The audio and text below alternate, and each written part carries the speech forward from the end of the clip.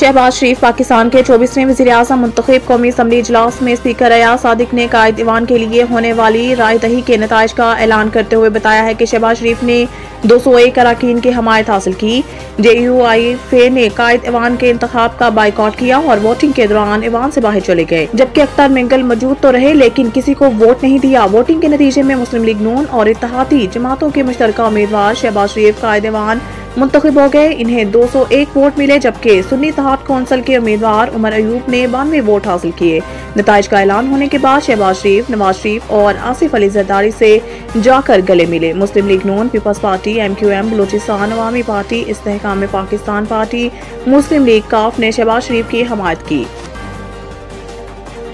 KP हुकूमत वफाक से ताल्लुकात कार रखेगी। चेयरमैन PTI की कीन दहानी फेडरेशन के हिस्से के तौर पर और पाकिस्तान की अवाम की बेहतरी के लिए KP हुकूमत वफाकी हुकूमत से ताल्लुकात कार कायम रखेगी। उन्होंने कहा है कि सियासी मामलात पर इख्तिलाफात हो सकते हैं, लेकिन हुकूमत और रियासत के मामलात पर पाकिस्तान के अवाम का फ़ायदा मुकद्दम होगा और KP हुकूमत तमाम तलका मामलात पर ताउन करेगी। जब इनसे पूछा गया कि PTI की पॉलिसी क्या होगी और KP की हुकूमत SIFC के हवाले से क्या पॉलिसी इख्तियार करेगी, जो KPDM की हुकूमत ने तख्लीक किया था और इसमें फौजी नुमाइंदगी भी होती है।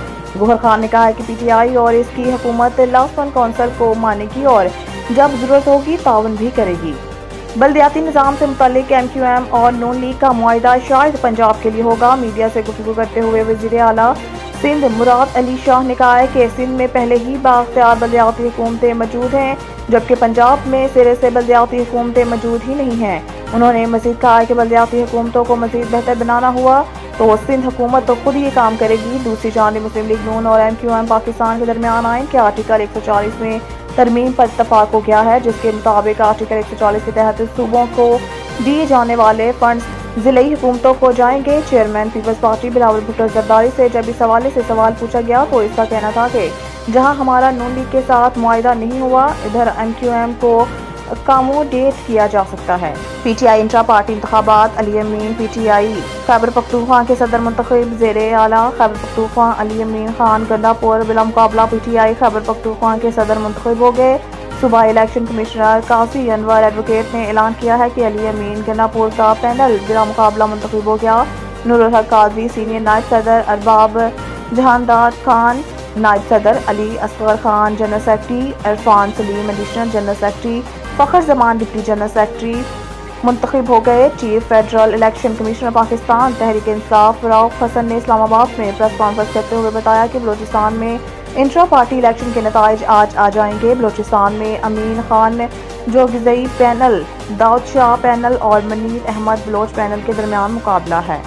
नवीद टिक्का शाप मुंशी महल्ला चौक, नया अंदाज, नया जायका और मयार एक साथ। नवीद टिक्का शाप अपना पैगाम देते हैं, रेट वो जो हर किसी की पहुंच में। नवीद टिक्का शाप की नई आइटम में फिश टिक्का, चिकन पकौड़ा, सज्जी, चिकन टिक्की, आलू चिकन टिक्की, शामी कबाब, बेहतरीन और साफ सुथरा माहौल, जायकेदार बेहतरीन खानों का मरकज, एक बार जरूर आजमाएं। नवीद टिक्का शाप मुंशी महल्ला चौक, मंदी बहाउद्दीन।